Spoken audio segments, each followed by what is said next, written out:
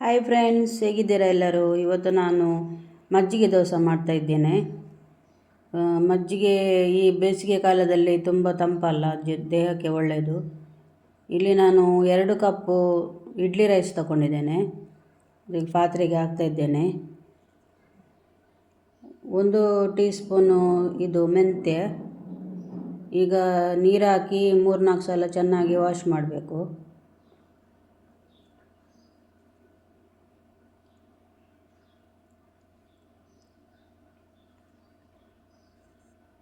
ನೋಡಿ, 4 ಸಲ ವಾಶ್ ಮಾಡಿ ತಂದೆ. ಈಗ ಬೇರೆ ನೀರಲ್ಲಿ ಒಂದು 4 ಗಂಟೆಗಳ ಕಾಲ ನೆನೆ ಹಾಕಬೇಕು.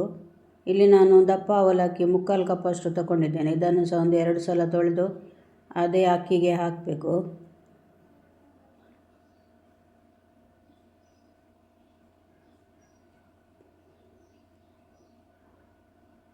ನೋಡಿ, ಅವಲಕ್ಕಿಯನ್ನು ಸಹ ಅದಕ್ಕೆ ಹಾಕ್ತೇನೆ, ಅಕ್ಕಿ ಒಟ್ಟಿಗೆ.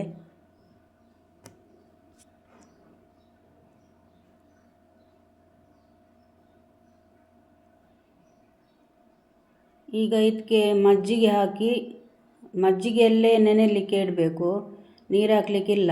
ಇಲ್ಲಿ ನಾನು 2 ಕಪ್ಪು ಮಜ್ಜಿಗೆ ತಗೊಂಡಿದ್ದೇನೆ. ಇದನ್ನು ಒಂದು 4-5 ಗಂಟೆಗಳ ಕಾಲ ನೆನೆಸಿದರೆ ಸಾಕು.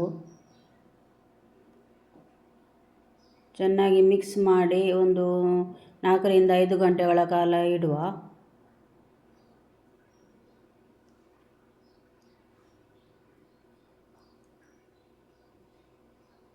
ನೋಡಿ ಫ್ರೆಂಡ್ಸ್, 5 ಗಂಟೆ ಆಯಿತು. ಈಗ ಇದು ಮಜ್ಜಿಗೆ ಅಕ್ಕಿಗೆಲ್ಲ ಒಳ್ಳೆ ಎಳ್ದಿದೆ. ಈಗ ಇದನ್ನು ಮಿಕ್ಸಿ ಜಾರಲ್ಲಿ ಹಾಕಿ ನೈಸಾಗಿ ಗ್ರೈಂಡ್ ಮಾಡುವ.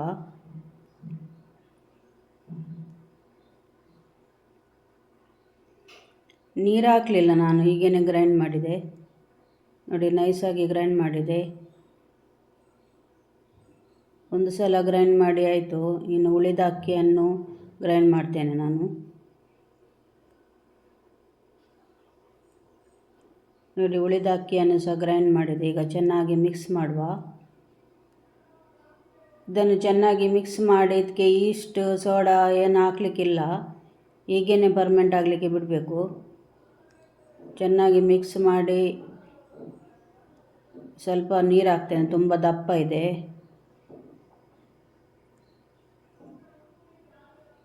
ಇಲ್ಲಿ ನಾನು ಅಂದರೆ ಅದರಲ್ಲಿ ಮಿಕ್ಸ್ ಮಾಡಲಿಕ್ಕೆ ಸ್ವಲ್ಪ ಕಷ್ಟ ಆಯಿತು ನನಗೆ. ಇದು ಅಗಲವಾದ ಪಾತ್ರೆಗೆ ಹಾಕಿ ಚೆನ್ನಾಗಿ ಮಿಕ್ಸ್ ಮಾಡ್ತಾ ಇದ್ದೇನೆ.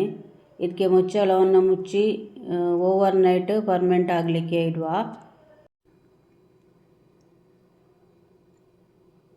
ಈಗ ಮುಚ್ಚಳವನ್ನು ಮುಚ್ಚಿ ಓವರ್ ನೈಟ್ ಫರ್ಮೆಂಟ್ ಆಗಲಿಕ್ಕೆ ಇಡುವ.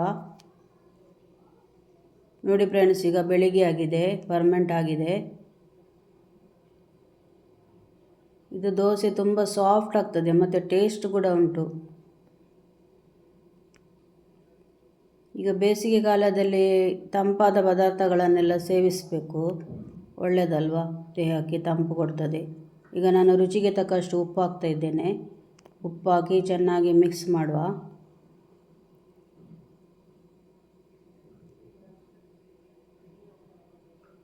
ಇಲ್ಲಿ ನಾನು ಕಾವಲಿ ಬಿಸಿ ಆಗಲಿಕ್ಕೆ ಇಟ್ಟಿದ್ದೇನೆ. ಈಗ ದೋಸೆ ಬ್ಯಾಟರನ್ನು ಹಾಕಿ ದೋಸೆ ಮಾಡುವ. ಇದರ ದೋಸೆ ಕಣ್ಣು ಬೀಳ್ತದೆ, ಒಳ್ಳೆಯದಾಗ್ತದೆ, ಸಾಫ್ಟ್ ಆಗ್ತದೆ ದೋಸೆ.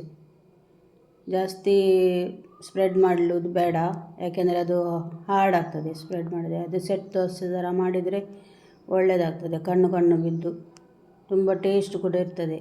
ನೀವು ಕೂಡ ಇದೇ ಥರ ಮಾಡಿ ನೋಡಿ ಒಮ್ಮೆ, ತುಂಬ ಟೇಸ್ಟ್ ಆಗ್ತದೆ.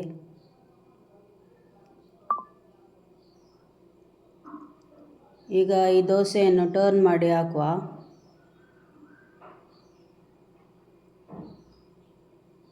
ನೋಡಿ, ಒಂದು ದೋಸೆ ಆಯಿತು.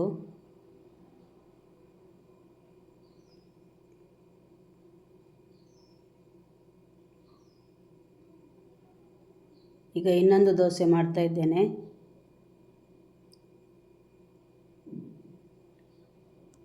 ಈ ಬೇಸಿಗೆ ಕಾಲದಲ್ಲಿ ಮೊಸರು ದೋಸೆ, ಮಜ್ಜಿಗೆ ದೋಸೆ, ಸೋರೆಕಾಯಿ ದೋಸೆ, ಕುಕ್ಕುಂಬರ್ ದೋಸೆ ಎಲ್ಲ ಮಾಡಿ ತಿನ್ನಬೇಕು, ದೇಹಕ್ಕೆ ಒಳ್ಳೆಯದು. ಸ್ವಲ್ಪ ಆಯಿಲ್ ಹಾಕ್ತಾ ಇದ್ದೇನೆ.